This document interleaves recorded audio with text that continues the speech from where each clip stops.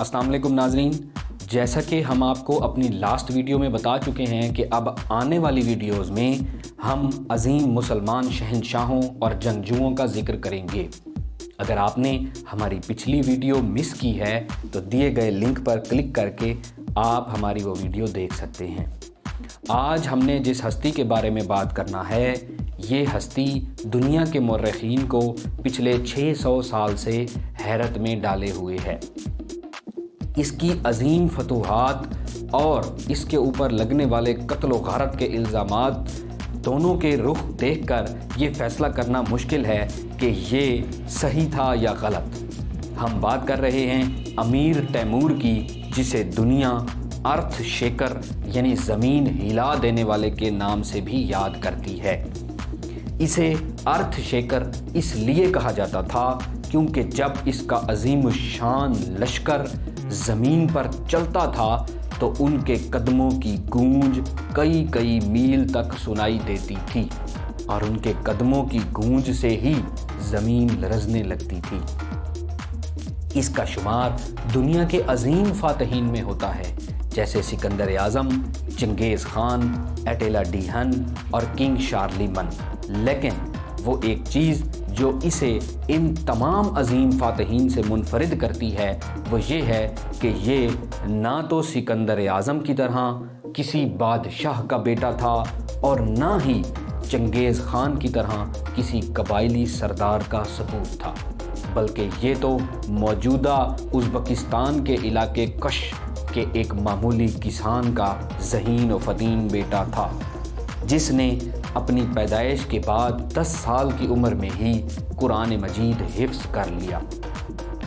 یہ لنگڑا کر چلتا تھا، اس کی ایک ٹانگ میں زخم تھا۔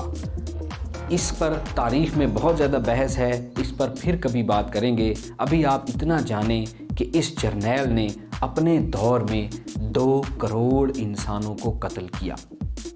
یہ اس وقت آبادی کے تناسب سے ایک بہت بڑی تعداد ہے۔ اس نے شروعاتی دنوں میں قزغن کے سپاہیوں میں شمولیت اختیار کی، اس کے بعد اتنی اچھی کارکردگی کا مظاہرہ کیا کہ قزغن نے اس کی شادی اپنی پوتی الچائی خاتون کے ساتھ کر دی۔ الچائی خاتون کے ساتھ شادی کے بعد اسے قزغن کا جانشین سمجھا جانے لگا اور بالآخر قزغن کی موت کے بعد اسے اس کی عقل مندی، بہادری اور شجاعت کے بلبوتے پر سمرقند کا تخت سونپ دیا گیا۔ اپنے تخت نشین ہونے کے بعد ابتدائی جنگوں میں ہی اس نے کمال عقل مندی اور بہادری کا مظاہرہ کیا۔ اس نے اپنے سے بڑی فوجوں کے ساتھ ٹکر لینا اور یقینی شکست کو اپنی عقل مندی اور بہادری سے فتح میں تبدیل کرنا شروع کر دیا۔ یہ اتنا بہادر اور ذہین مشہور ہوا کہ تاتاریوں نے متفقہ طور پر اسے اپنا امیر تسلیم کر لیا اور انہوں نے ہی پہلی مرتبہ تیمور کو امیر کا لقب دیا۔ جیسے ہی اسے یہ لقب ملا، اس نے دنیا فتح کرنے کا خواب دیکھا۔ ناظرین، آپ یہاں ایک بات غور کیجئے گا کہ آج کل ہم لوگ ٹک ٹاک اور اس طرح کے سوشل میڈیا پلیٹ فارمز پر مشہور ہونے کے خواب دیکھتے ہیں، جبکہ ہم سے پچھلے لوگ مسلمان ان کے خواب ہی اتنے بڑے ہوا کرتے تھے۔ خیر، اس نے پوری دنیا کو فتح کرنے کا خواب دیکھا اور اسی سلسلے میں سب سے پہلے افغانستان کے علاقے ہرات کو فتح کیا۔ ہرات کو فتح کرنے کے بعد اس نے اپنے بہت ہی قریبی دوست توقت مشک کو روس کی طرف چڑھائی کرنے کے لیے بھیجا، جس نے روس کو تباہ و برباد کر دیا۔ لیکن 4 سال بعد اسی توقت مشک نے اس کے خلاف بغاوت کر دی، جس کے بدلے میں امیر تیمور نے اسے عبرتناک شکست دی۔ یہ جنگ اتنی ہولناک تھی کہ گھوڑے کے سنب انسانی خون میں ڈوبے نظر آتے تھے۔ اس کے بعد چند ہی برسوں میں امیر تیمور نے گرگان، سستان، ایران، عراق، ترکستان اور آذربائیجان جیسے علاقوں کو فتح کر ڈالا۔ 1388 میں جب صفحان میں اس کے خلاف بغاوت ہوئی تو اس نے 70,000 انسانوں کو قتل کیا اور ان کی کھوپڑیوں سے مینار بنا ڈالے۔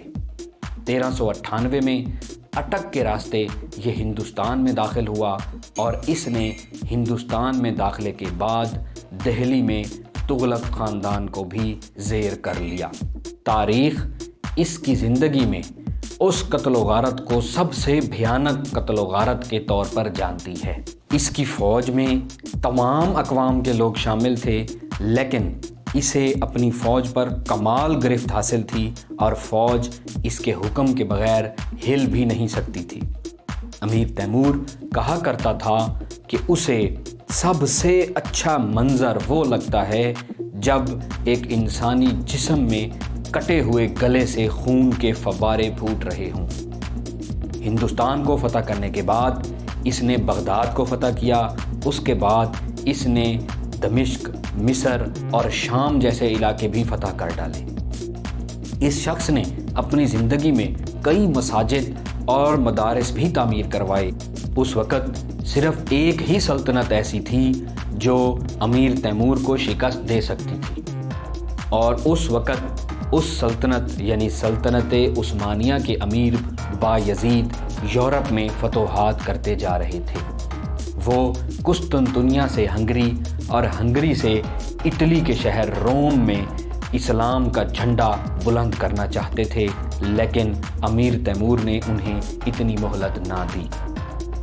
ایک گھمسان کارن کے بعد امیر تیمور نے انہیں بھی شکست دے دی۔ اس جنگ کے بارے میں ہم سلطنت عثمانیہ کی کہانی میں آپ کو بتائیں گے۔ ابھی آپ اتنا جان لیں کہ امیر تیمور نے اس سلطان کو بھی شکست دے دی۔ ہندوستان کو فتح کرنے کے دوران یہ جتنے افراد قتل کر سکتا تھا اس نے قتل کیے۔ اس کے بعد باقیوں کو قیدی بنا لیا گیا۔ جب قیدیوں کی تعداد لاکھوں میں پہنچی تو اس جرنیل نے تمام لوگوں کو قتل کر دینے کا حکم دیا۔ جن لوگوں نے اس حکم کو بجا لانے میں کچھ تھوڑی بہت حیل و حجت سے کام لیا، اس نے انہیں بھی قتل کر دینے کا حکم دیا۔ اس وقت دنیا میں صرف ایک ہی خطہ بچا تھا جو امیر تیمور کے غیظ و غضب سے محفوظ تھا، اور وہ خطہ تھا چین۔ لیکن امیر تیمور نے چین کو بھی فتح کرنے کا منصوبہ بنایا اور نکل پڑا، لیکن 70 سالہ یہ جرنیل اترار کے علاقے میں پہنچ کر 1405 ہجری میں موت کے منہ میں چلا گیا، یعنی اس عظیم جنگجو کو موت نے شکست دے دی۔ اس کے مرنے کے بعد اس کی سلطنت زیادہ عرصہ تک قائم نہ رہ سکی، کیونکہ اس کے اپنے بیٹے آپس میں خانہ جنگی میں مشغول ہو گئے اور اس کی سلطنت کئی حصوں میں بٹ گئی۔ اپنی زندگی کے آخری ایام میں کہا جاتا ہے کہ امیر تیمور اپنے کیے پر بہت زیادہ پشیمان تھا۔ اس کے خیمے سے راتوں کو رونے کی آواز آتی اور یہ کہتا کہ مجھے سینکڑوں مردہ اجسام اپنے ارد گرد نظر آتے ہیں، اور ملک الموت بھی مجھے نظر آتا ہے، اور وہ یہ کہتا ہے کہ تمہاری زندگی کا سورج غروب ہونے والا ہے۔ ناظرین، ہم نے آپ کو تفصیل سے امیر تیمور کے بارے میں بتایا۔ آپ لوگ کمنٹ کر کے ہمیں یہ ضرور بتائیے گا کہ اس کی بائیوگرافی جاننے کے بعد آپ کی نظر میں کیا اس کی جانب سے کیا جانے والا قتل و غارت ٹھیک تھا یا غلط؟ مجھے آپ کے کمنٹس کا انتظار رہے گا۔ اللہ حافظ۔